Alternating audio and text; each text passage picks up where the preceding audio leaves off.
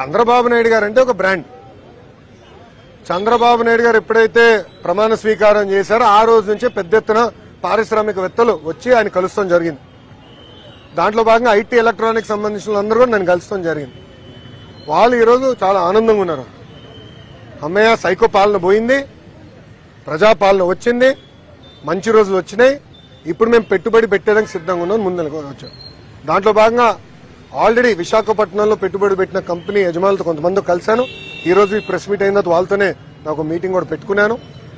ఉన్న కంపెనీస్ ఎట్లా ఎక్స్పాండ్ అవ్వాలి, వాళ్ళ ఆలోచనలు ఏంటో తెలుసుకునేదానికి. రెండోది, ఆల్రెడీ నేను అనేక కంపెనీస్తో చర్చలు జరిపిస్తున్నాం.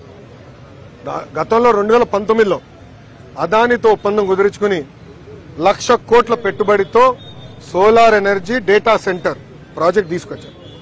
ఆ రోజు అందరూ ఎగతాళి చేశారు.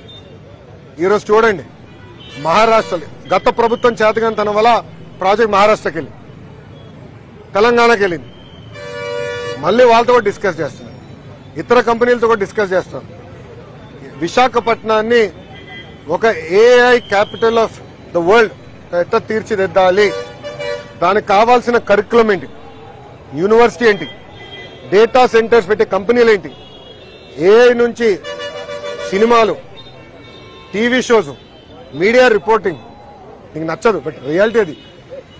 లీగల్, పాలిటిక్స్ లో, బిజినెస్ లో ఎట్లయితే ఏ ట్రాన్స్ఫర్ చేస్తాం, స్కూల్స్ ఆఫ్ ఎక్సలెన్స్ క్రియేట్ చేయాలి. దానికి సంబంధించిన అన్ని కంపెనీలు విశాఖపట్నం తీసుకున్న లక్ష్యంతో మీ ఐటీ మంత్రిగా నేను పనిచేస్తాను.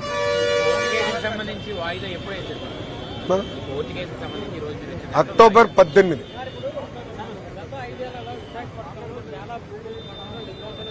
Yes sir, yes sir.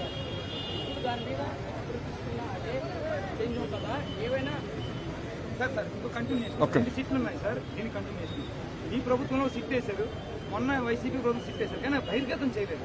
42,000 కోట్ల భూములు అన్యాక్రాంతం అయిపోయింది. దీని మీద మీరు స్టాండ్ అయ్యండి నెక్స్ట్ వీక్. ఆల్రెడీ కేవలం విశాఖపట్నంలోనే కాదు, రాష్ట్ర వ్యాప్తంగా భూ అక్రమాలు జరిగినాయి. అది అందరు కూడా రిపోర్ట్ చేశారు, మీడియా మిత్రులు అందరూ కూడా రిపోర్ట్ చేశారు, బారింగ్ బ్లూ మీడియా. చాలా స్పష్టంగా చంద్రబాబు నాయుడు గారు కేబినెట్ మీటింగ్ లో కూడా దానిపైన రివ్యూ చేశారు. నిన్న దానిపైన రివ్యూ జరిగింది.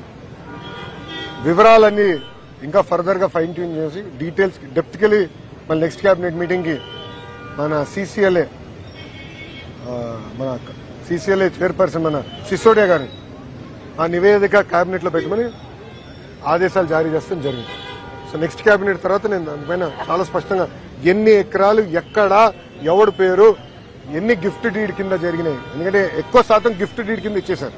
మొత్తం వివరాలు ఈ రోజు మేము బయటకు తీసుకున్నాం.